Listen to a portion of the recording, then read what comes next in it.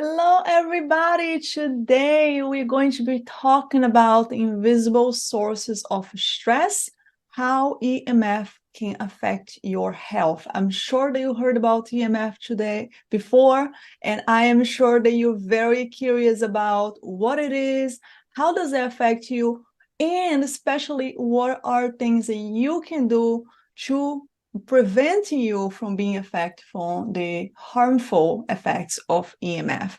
Then we have an amazing episode today. Make sure that you grab your pen and take a lot of notes and get ready. We're going to go deeper into that topic today.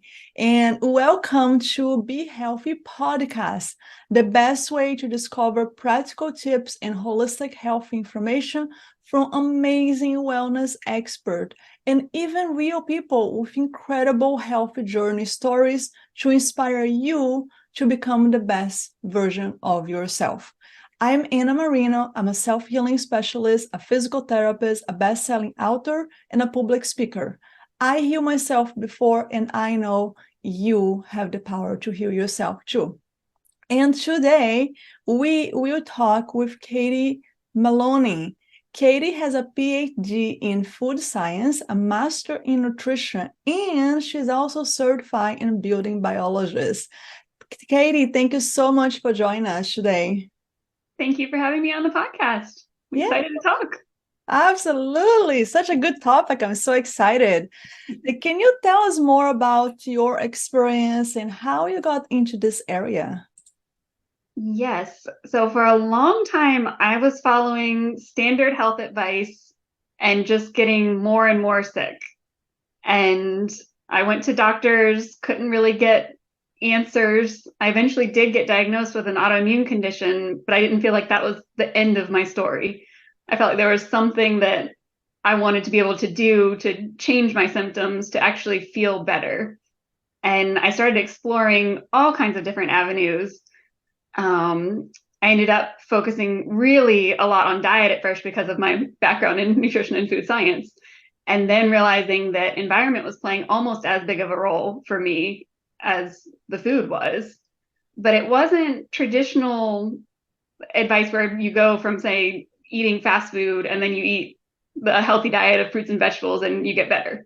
I was already eating fruits and vegetables, lots of beans, nuts, a lot of things that people would consider the healthy foods. Mm-hmm. Yet there were some of those in there that were not healthy for me. And so specifically oxalates are a problem for me. And my body was overloaded with oxalates from spinach, almonds, beets, a lot of those healthy foods. And I had to end up cutting those out in order to have the diet that was right for me to feel better. And then with environment, I was living in what I thought was a great house. I mean, it looked nice. There were no problems that I could see, but there was actually hidden mold in the HVAC system. Oh, wow. And so I was breathing in mold for years, not knowing that that was causing me problems. So really the combination of getting my diet right for me and then finding that hidden stressor in my home was what allowed me to get better. And then once I did get better, I delved into all the other research on environment. And that's where the EMFs came into play. So molds, EMFs, chemicals, all those things that are really invisible for the most part, unless you have the right detectors. I mean, you can find mold, of course, with tests. You can find EMFs with different meters. But to the average person, you can walk into a house and not know that anything is wrong. So important, so important. I'm so glad that you found some solutions to feel better. And I always tell my listeners and my patients is like, don't give up. No matter how hard it feels, no matter how many years it is, there is a solution. If you have not found it yet, like you say, just keep searching because there are other things. And I think EMF is such an important topic because it's not very well known. And a lot of times is the cause or the main problem or the secondary problem for a lot of people. Then it's important, like you mentioned about mold. We had another podcast episode that we talk about mold. Then if you want to learn more about mold, make sure that you guys listen to that episode. That was a really good one as well. Talk about environmental toxicity in mold.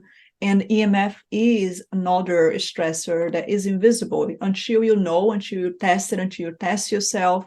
you have no idea that you have the problem, then it's really important to get more education on and understanding on that topic for sure. Right. And a lot of times with mainstream medicine, it's not brought up. As similarly with mold, EMFs, chemicals, they're not as considered as maybe they should be. Mm-hmm. And it's something that you have more control over too. So it's kind of nice that you can change your environment pretty easily and then possibly feel a lot better just from that.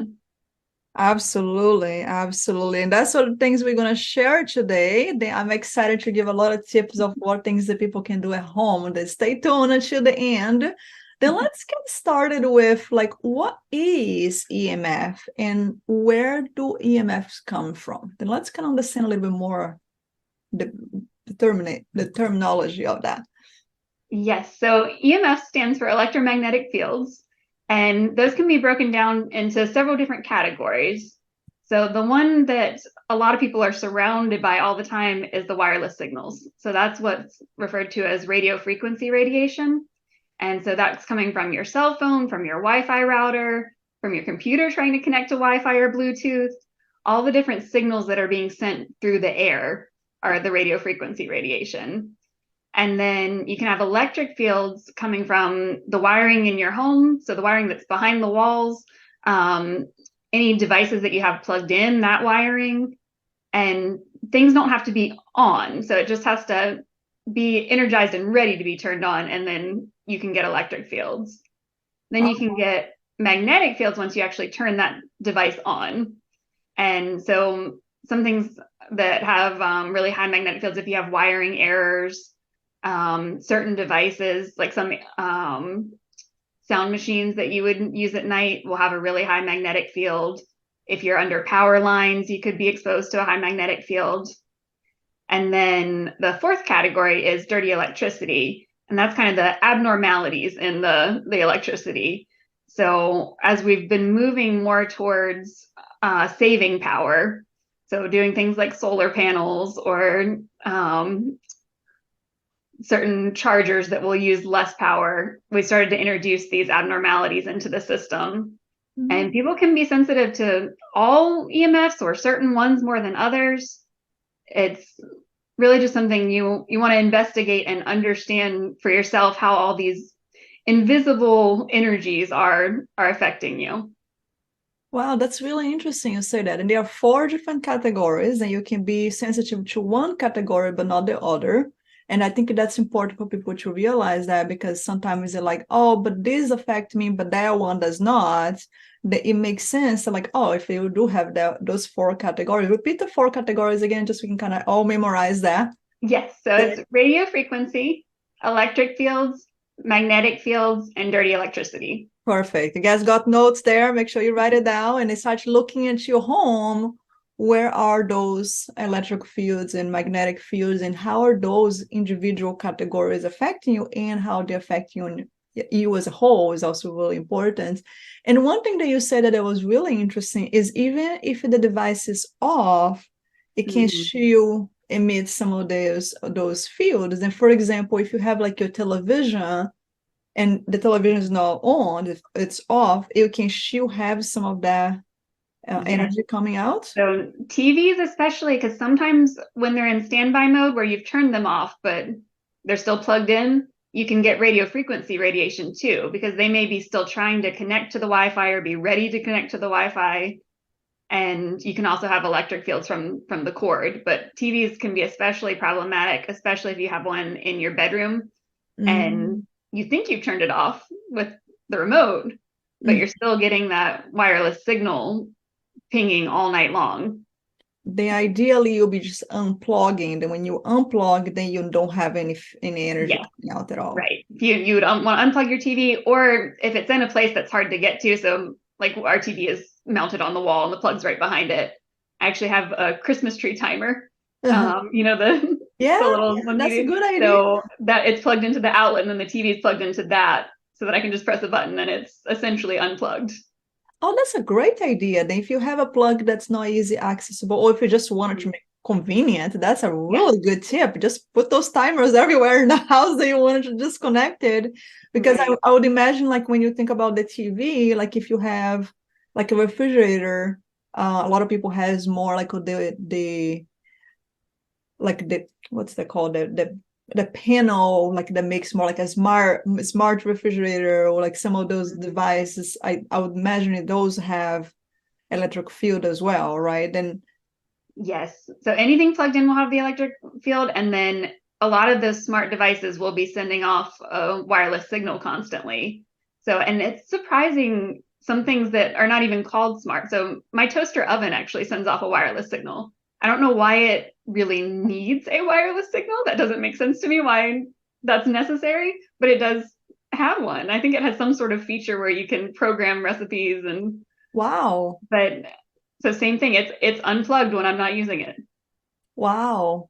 And I think that's such a good point to recognize that if it's plugged in, chances are there is some electric field there. And some things like in the refrigerator, you cannot plug, you can't unplug, right? And it's like, let's unplug the things we can, then that can help overall decreasing the energetic field.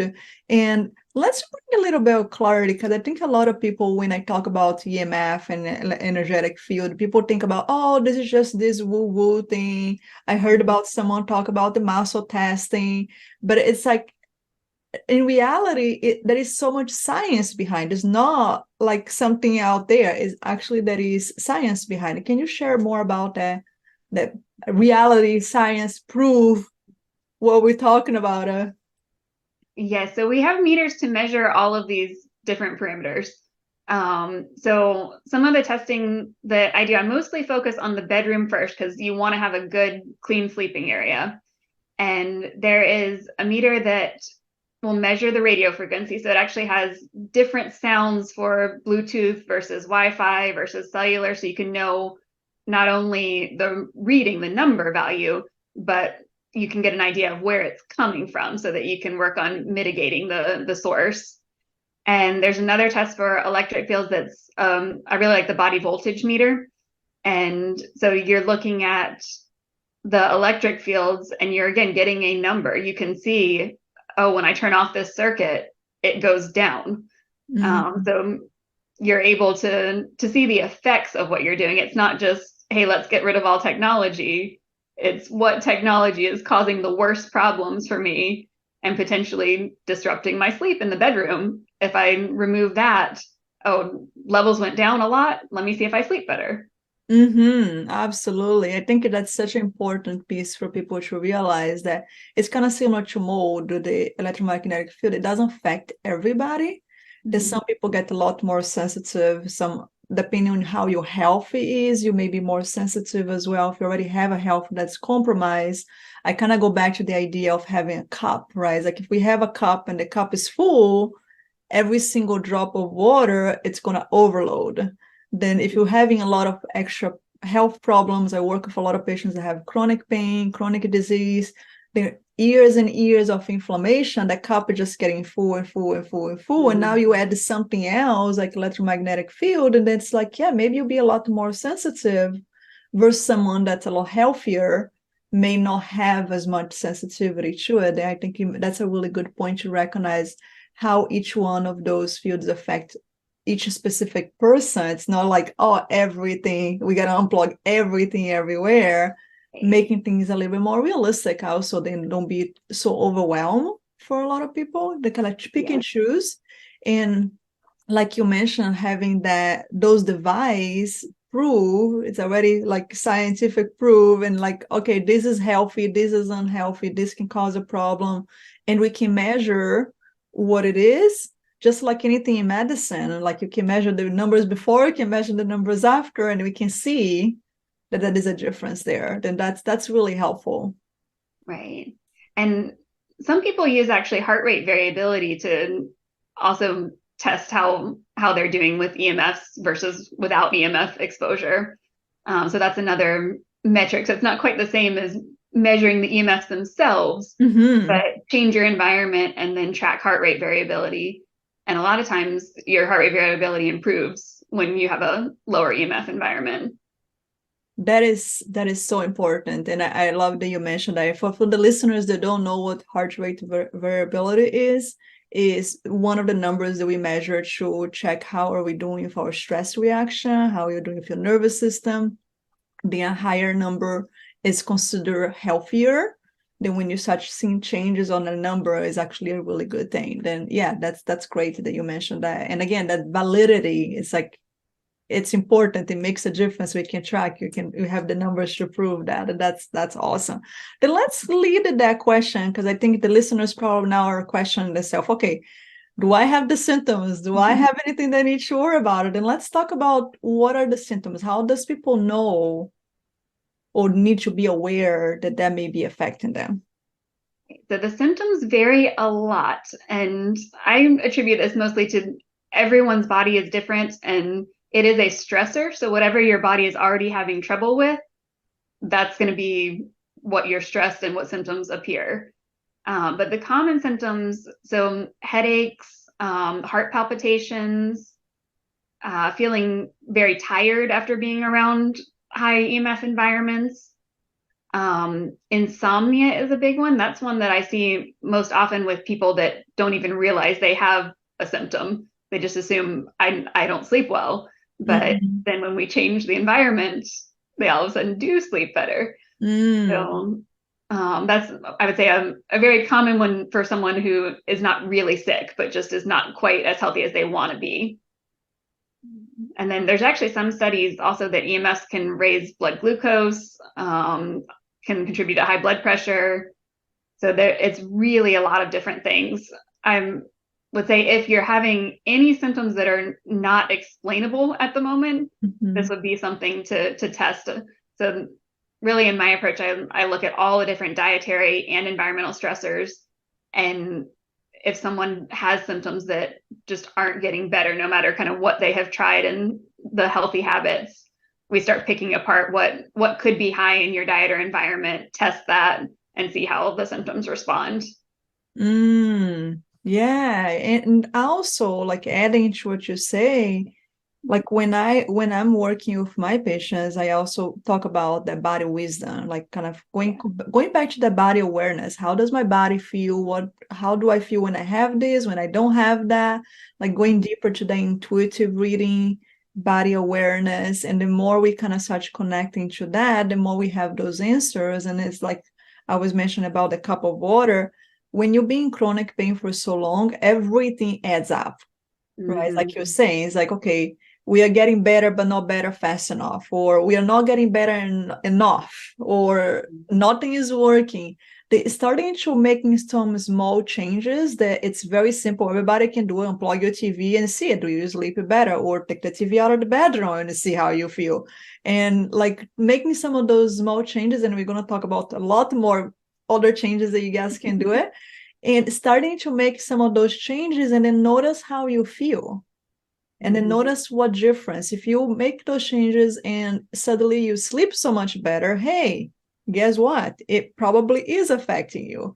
Then, and if you're not sure what the numbers are, or if it's too much, it's too high, because that is a level of safety also there that I think people need to consider, is also remember to contact someone like you that's expert in the area. It's like, hey, can you come into my house? I start noticing the difference. When I unplug, it feels better. What else can I do? What else is here that's harmful that I can kind of touch some bigger changes as well? Then that's really important to know.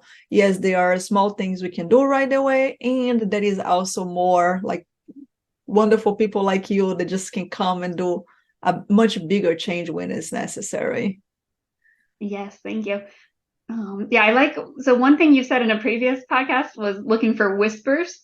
And I think that's really important in this conversation where you're trying to figure out what you're sensitive to. And it might just be a whisper that your body's giving you. So maybe you have a little bit less of a headache. You don't completely heal yourself from just one action of unplugging your Wi-Fi, but that gives you an idea that maybe you do need to delve more into EMFs if you start to see a small change from a single action. Absolutely. Totally agree. Everything counts. I think that's so important for us to remember. like everything affects the body, just figuring out what is affecting the most, like what are the biggest change. I always kind of talk about to my patients, like what are the small changes we can make that's going to give you the biggest results, right? If you start noticing the things change when you're not around electricity, sometimes a very common case is people go to the mountains and they don't have as much exposure to electricity there. It's like, oh my gosh, I feel so much better. I wonder why. And then you come back home and you're like full of electric field everywhere. And it's like, if you're worse, hold on a second, let me do some testing here. Yes, exactly. That's a great way to know whether your home environment is affecting you, is how you feel when you're away from your home on vacation. A lot of times people will assume it's, oh, I'm less stressed, I'm not going to work, I'm not doing these things, but it's not always that. It could actually be the physical environment that's causing the stress. Absolutely. And of course, being on vacation, less stress, no boss, no to-do list, of course, those things usually help. But like you say, I think it's important to recognize, is that just that? Or is that something else? And again, just kind of put into, like, I like to think about as a detective when you have chronic pain and chronic problems. Like, we need to be a detective. We got to pick all the pieces. Like, okay, this is a piece here that's important for me to pay attention. And okay, let me pay attention to it. They start putting the little pieces together and then, okay, which things are making the most impact? Okay, let's go for that. Let's do more of that. And is also looking into prevention. I think it's also important, even if you're not having symptoms. Like, it's kind of like the same thing if we think about eating sugar. We all know sugar is not good for you. Then it's not because you're not feeling bad right away that you want to eat a bunch of sugar all day long, right? It's like, if we pay attention to the things that we know that's not the healthiest for our body, and electromagnetic field are not, we know that it's been proved, then what are the things that we can do to minimize, the same way that we minimize sugar, the same way that we minimize the fried food or the processed food? How can we start to minimize those invisible stressors also, to let our body be healthier and allow the inflammation to decrease, allow the cup of water to go down? Then when you do have something bigger, you have the space for tolerating itself. Yes, right. And there's a lot of things the average person can do who maybe is not electrically hypersensitive, just to keep their exposure down, their bucket low. And then if you find out you are electrically hypersensitive, you just take that next step and really fine tune your environment to lower EMFs. Absolutely. Let's talk about that. Everybody's ready to hear, what can you do? Get yourself ready, get your pen, let's take notes. What are the things that we can do to keep ourselves safer? Yes. So you usually have a lot of control over your sleeping area and sometimes your working area. So those are the two that I like to focus on, because sleeping area, again, being the most important, that's where you're trying to get rest, you're trying to restore. And so thinking about where your bed is in relation to things that might be giving off EMFs. So I had one person I worked with that the office was actually on the other side of their bedroom. So they had a really powerful Wi-Fi router. You couldn't see that it was close to the bed, but the signals go straight through the wall. So it was ending up to be very close to the bed. And he and his wife both were having trouble sleeping, had been for, I think, several years at that point. And just unplugging the Wi-Fi router and giving them a lower radio frequency bedroom, they are both sleeping a lot better. Oh, wow. So very simple, just an hour before they go to bed, they unplug the router, and then they're not bathed in that radio frequency radiation anymore while they're trying to sleep.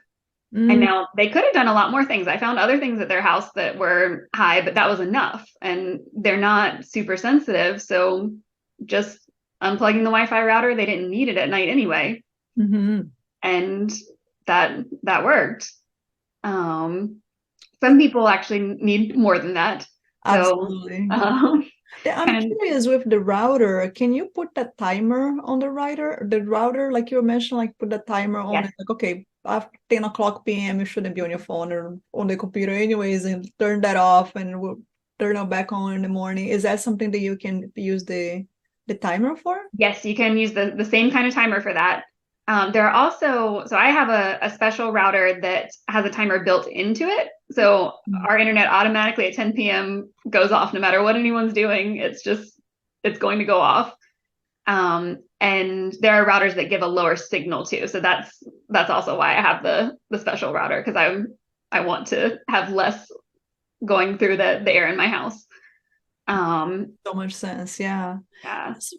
Bringing back the symptoms a little bit, because I was talking to one of my patients and she was talking about the sleeping and the challenges, and we were talking about also the idea of weakening the immune system. Is there any relationship with cancer? And I just wanted to kind of like bring her question in.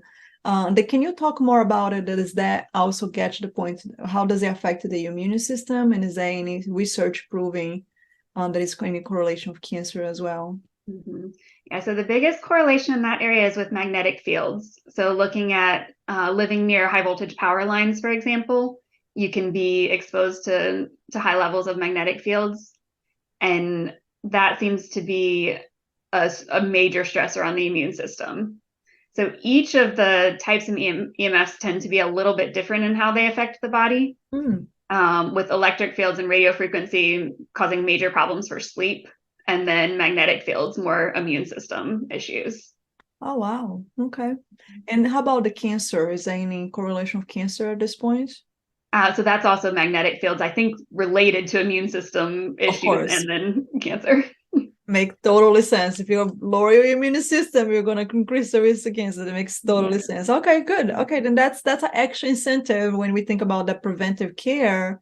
They're like, if you can avoid anything that's going to drop your immune system, that's definitely an extra incentive for anyone that's listening right now to make sure that you apply something. Even if you can do all the tips that we are giving today, choose one of those tips and start applying today. All right, then you can definitely unplug your router. That is a great idea. I'm going to get a timer for mine. I am excited about that. That's a lot easier to keep turning on and off. Then what else people can do to help them to remove some of those fields?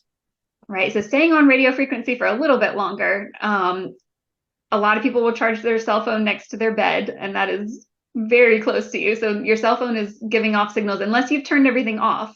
So you can turn off the Wi-Fi, turn off the Bluetooth, turn on airplane mode, turn off location services. There's actually a lot you have to turn off to make your cell phone not give off signals of some sort anymore.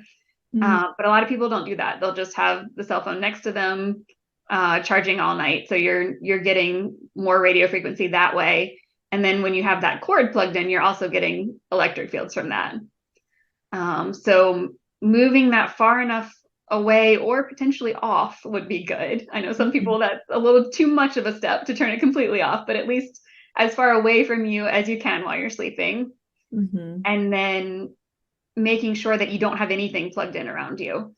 So there can be all kinds of, I often go into people's homes and they have a power strip under their bed with, I don't know how they need so many things plugged in, but there's just a lot going on, and you want to make sure you have as minimal cords as possible, because that's one you can control. You can't necessarily control the wiring in your walls easily. You can always cut it off at the circuit breaker, but not everyone wants to do that. That's, again, a kind of next step for people who are sensitive would be to cut the circuit to the room at night so that you just eliminate the electric fields. What you were saying is like, even if you turn your phone on the airplane mode, that's still not enough to disconnect everything. Is that right? So that's only turning off some of the signals. It usually turns off Wi-Fi and Bluetooth when you put on airplane mode, but not always.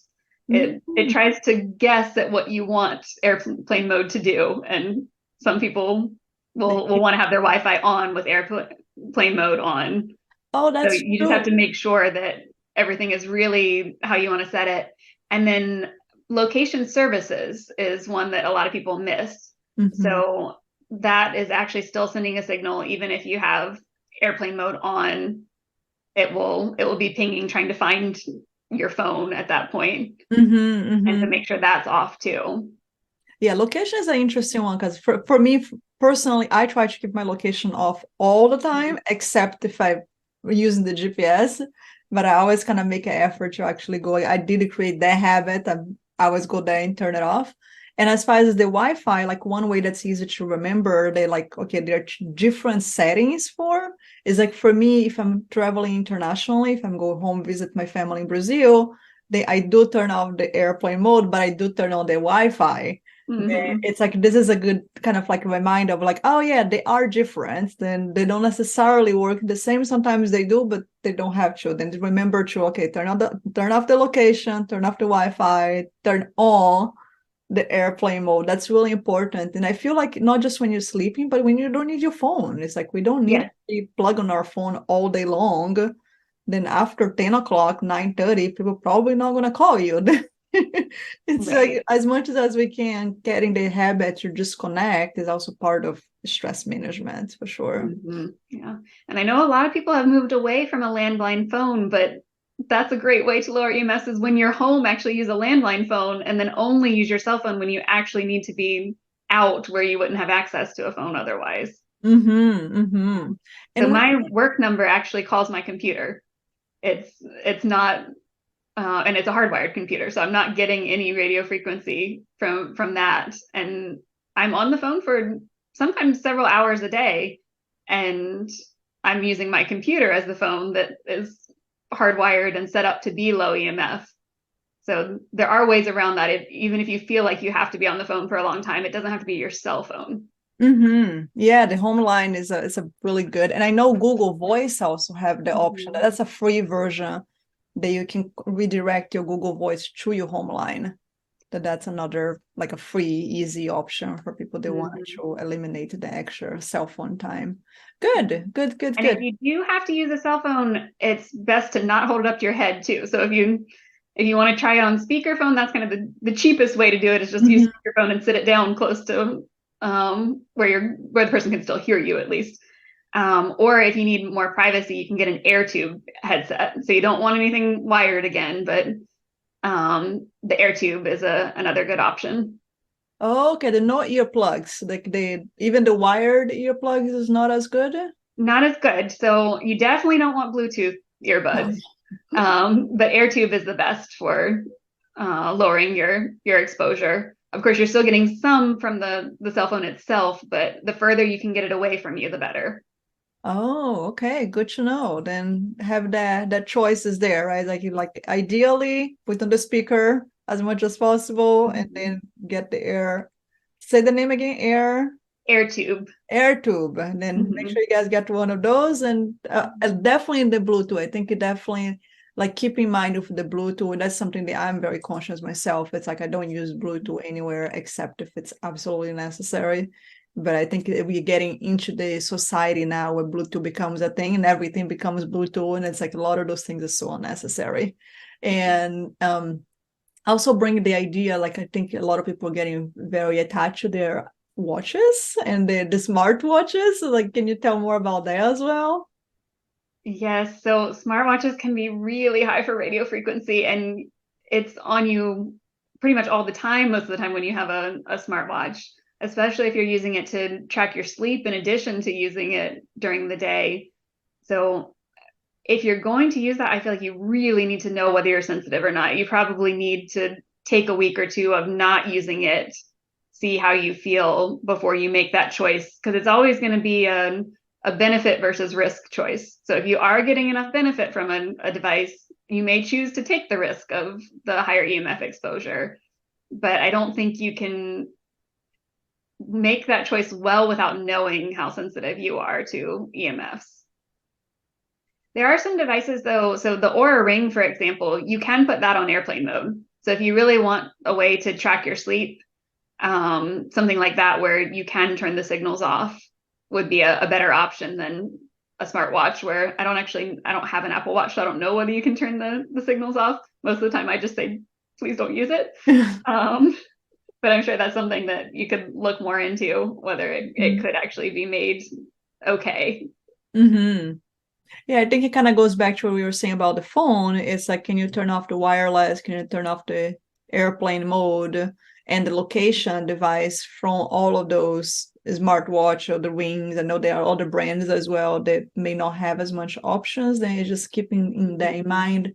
And like you say, like something simple as take it off for like few weeks, see how you feel. If you feel a big difference, hey, you gotta rethink that decision about using, because a lot of times it kind of goes back to the cup. Even if you're not feeling like a big difference, if you're feeling a little bit different, that still may be worth it to keep longer without, because those effects are cumulative. It's like anything that's chronic, it's a little dripping, a little dripping, a little dripping, and every single day you're dripping, like you get to the point the body can't take it anymore. And then we needed to be aware of that, especially when you've been sick for a long time.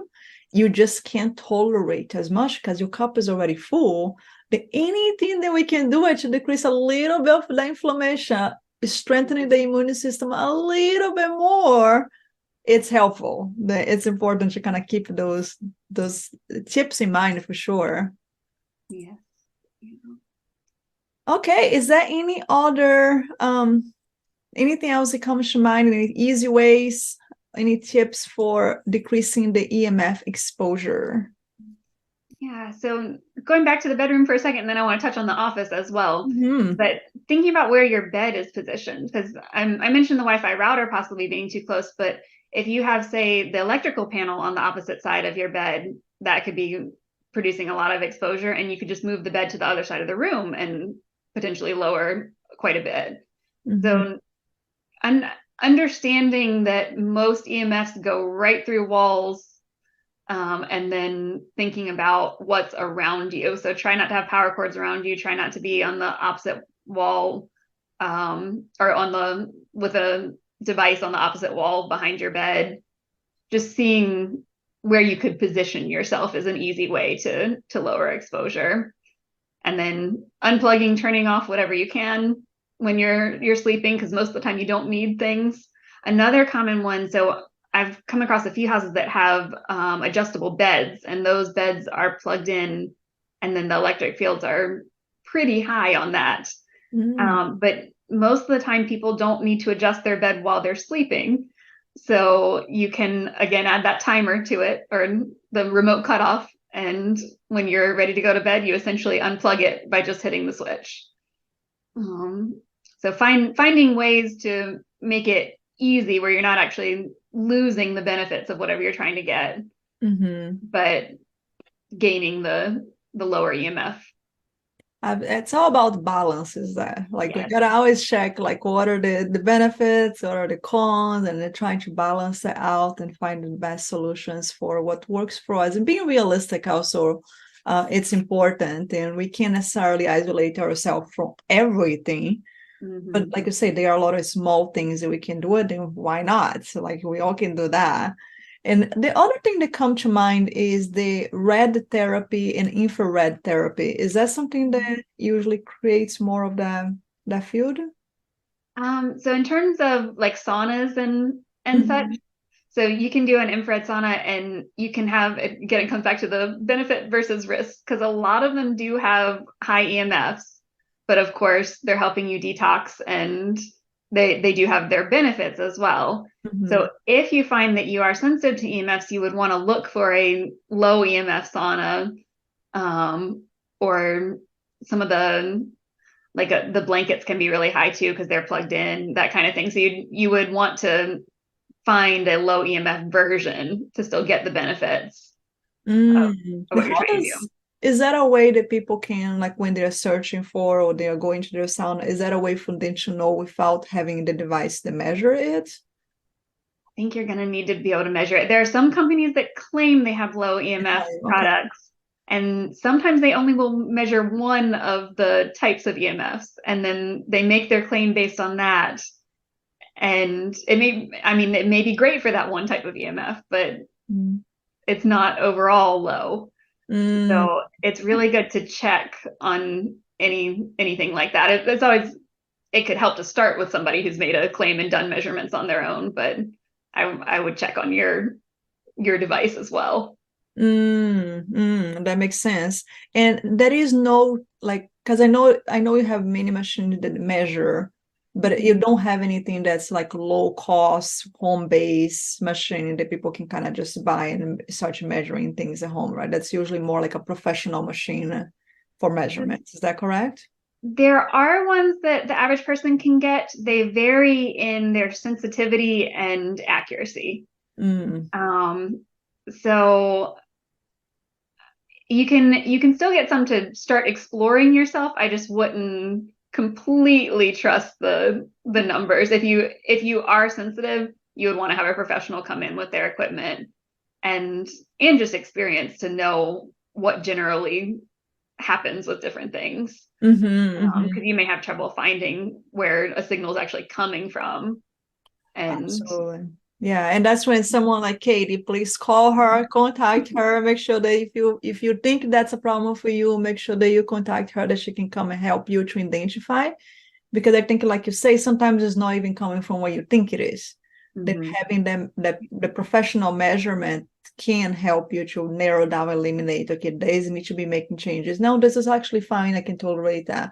Then making those discernments when it's something a little bigger than just unplugging your phone that needs some professional help. Make sure that you find someone that's expert and know what they're doing, they know how to measure properly, have the proper equipment. Those definitely make a difference because, like you say, some equipments are just not as reliable, and that's really important when you're measuring something like that. Yes. Very good. Is there anything else that you would like to add before we let me touch on the office setup too. Oh, I yes, know a give lot us of some people, tips on that. yes, a lot of people work from home, or at least will use a laptop at home. So I do want to mention a few things for that. So hardwiring everything is really helpful. So being plugged into the internet and using an Ethernet cable rather than relying on the Wi-Fi. And then when you do that, actually turning your Wi-Fi off on your computer too. Otherwise, it's still searching for the Wi-Fi, even if it's plugged in to the Ethernet and getting internet. And then trying to use wired mouse, wired keyboard, keeping everything connected, not using Bluetooth. So turning the Bluetooth off on your computer as well will help to lower your exposure. And then finally, if your power cord only has 2 prongs on your laptop, that means that it is not grounded. And there are actually a surprising number of laptops that use chargers that are not grounded.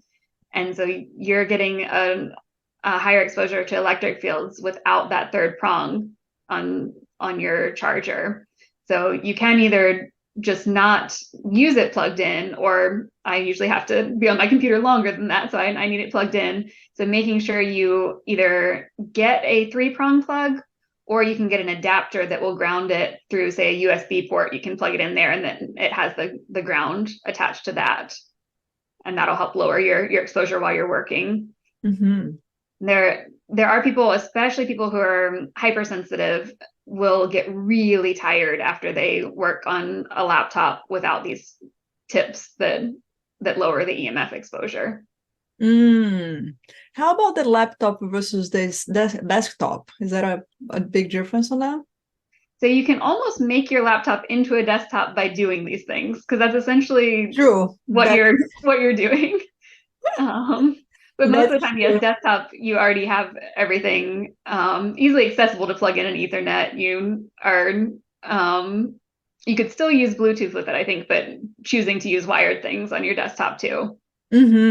That's actually, from a physical therapist point of view, that's why I recommend it to everybody, is do not use a laptop. There is absolutely no way for you to have a proper posture between your neck and your elbow and your shoulder and your wrist in this position like that. It just doesn't work. Then I always tell my patients, find a external keyboard, find an external mouse, and you can buy that really cheap anywhere. Bring the wire, like you're mentioning, and put it everything connected, and use the laptop as a monitor. Then just get extra books, extra blocks, whatever you want to do it. Raise the laptop where the screen is on the center of your eyes, then a little ergonomic tip there. And then your hands is a little lower, then your shoulders doesn't be like going up, and your back is not arching. You can actually relax yourself in that position. And then keep your wrists and your elbow relaxed. And your elbow wanted to be about 9 degrees. Your wrist, you want it to be relaxed. You want, as much as possible, have a little support for the mouse as well for your wrist. That makes a big difference when you think about relaxing the body. And then when you can bring the body in a more relaxed position, it's easier to stay working longer, like you said. And again, just decreasing as much inflammation as we can will help the body in the long run to feel more comfortable when you're working. Then just a few tips there from the physical therapy point of view, and just get everything wired, like you were saying, but make sure that you have external keyboard and external mouse and just use the laptop as a monitor. It makes a huge difference. I had so many patients, they actually stop having neck pain, stop having like eye pain, shoulder pain, just changing positions from the laptop. Then it can make a big difference. And that's an easy thing. Everybody can do it. Only use your laptop when it's absolutely necessary. Every other time of the day, have everything extra and get your set up that way. Yes, those are great tips. And I always forget that some people actually use it as literally a laptop, because mine is always away from me. But yeah, it's very important. Yeah, just such a little small change that can change. Again, a small thing that can make such a big impact. Yes. Like that's always like sleeping position, working position, computer position. Like those are so important because you stay on that position for so long.